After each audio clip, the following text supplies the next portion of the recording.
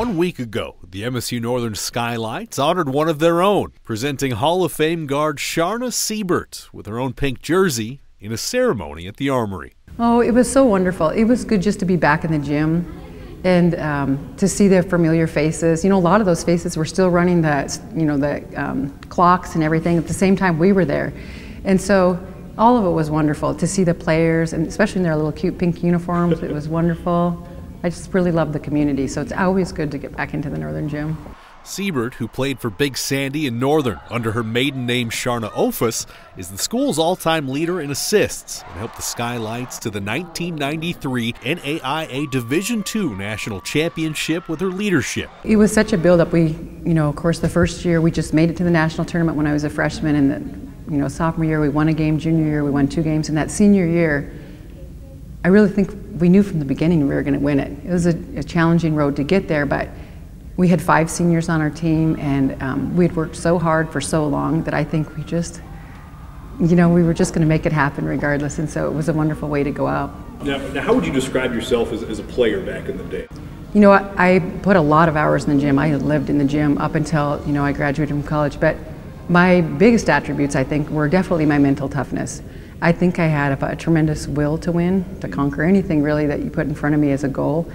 And I think I have an ability to bring people together for a common cause. And so our team, I feel like I could help bring out the best in them. So I might not have always been the most gifted athletically, but I could really get them to believe in themselves and do what they do best and just really help our team shine. So these days she takes that same attitude into her latest challenge, battling stage 4 terminal cancer. If I recall your diagnosis, they called you were in Montana, if I'm not mistaken, right?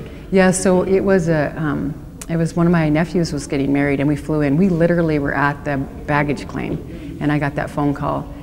And it's bad, so I already broke out into tears. It means the cancer's coming back. Why would the doctor call you on vacation? So it was tough, but it was a blessing because I had my whole family there to support me in that. And when you get the terminal cancer diagnosis, you instantly think you're going to be dead. And you don't know how much time you have, but it hits you hard at first. So we had to keep a smile on to get through that wedding, but then I kind of did break down. But then I was able to regroup pretty fast and okay, so we're in the ring again, let's go for it. I think if you have a positive attitude and you really have a confidence mentality that you can tackle something, you can get a lot accomplished. And with cancer, it's tricky because you could do your best, like I'm on a crazy strict diet right now, and you could still die, but you could go out with a smile on your face and fighting every inch of the way, and that's my plan. But Charna is not in this fight alone.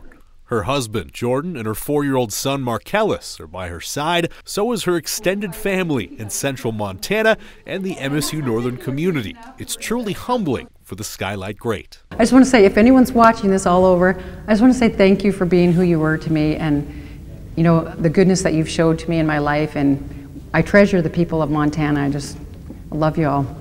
Despite the physical and emotional toll, Charna looks at her terminal diagnosis as a blessing. I think it's funny because for me, I always had a few dreams still up my sleeve that I feel like I hadn't accomplished yet. So when I got that phone call, the first thing I thought was like, God, really? Like, am I gonna die now? Because I feel like some of the parts of my life have been leading up to a point where I would get to utilize them, and especially in Christian ministry.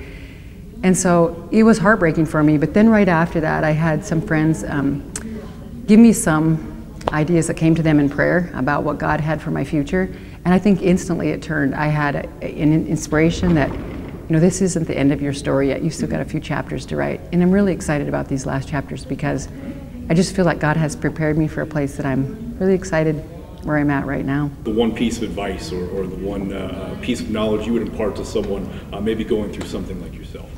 We're all going to die sometime. There were a few things that I felt like I still need to make amends with a few people. Both that I had hurt feelings or maybe that I hurt their feelings. And so when you get a diagnosis like that, you don't want to leave anything on the table, you want to take care of it. And so I took care of a bunch of those things, and they felt really good to have that weight lifted. And then I also think it was in turn with other people. Some people, reached out to me with things in the past. And then it wasn't all over negative things, a lot of it was positive too, just people that reached out and said, you made an impact in my life, the good things. And I did the same thing too, the people that really touched my life, I want to thank you. I don't know if I'll have another opportunity, but I want to thank you for who you were in my life. So Yeah, I would say that any person, whether you're facing cancer or not, knowing that any of us can go down any day, it's a great opportunity just to sit down and think, you know, if I were to go out today, what would I want to say? Do I have anything, you know, unfinished business that I want to take care of? It's hard to predict what the future of this fight looks like, but Charna has every reason to remain hopeful. You know, everyone knows my favorite number is 22. 22 was the jersey I wore, and 22 years later was the Hall of Fame. We got married on the 22nd. Well, now I get my next PET scan on February 22nd. So I'm excited to see what the future does hold, you know, who knows. But I had tremendous improvement from one PET scan to the second one, and then now this one. Our goal is to have it be undetectable in a PET scan. When you're stage 4 and terminal, they say you're never cured, there is no cure. But I'm doing great right now. I feel wonderful, and so I feel like who knows what God has planned for me, but I'm going to live each day to the fullest until it's time to go home to heaven, and heaven won't be a bad spot either, so I'm excited for that too.